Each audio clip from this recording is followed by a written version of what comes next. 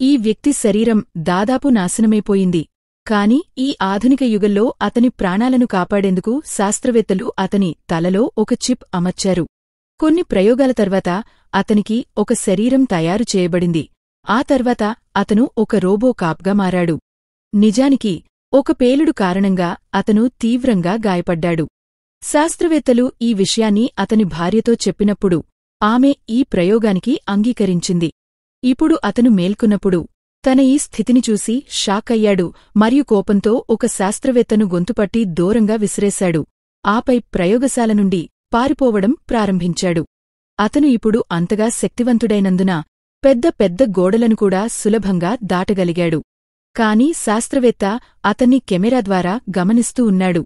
అతను రిమోట్ ద్వారా తలలో అమర్చిన చిప్ను ఆఫ్ చేశాడు. దీంతో ఆ వ్యక్తి స్పృహ కోల్పోయాడు. ఇప్పుడు శాస్త్రవేత్త అతన్ని తిరిగి తీసుకొచ్చి అతని రోబోటిక్ భాగాలను తొలగించాడు. తన అసలు స్థితిని చూసి అతను చాలా దుఃఖించి ఏడవడం ప్రారంభించాడు. Subscribe for more videos.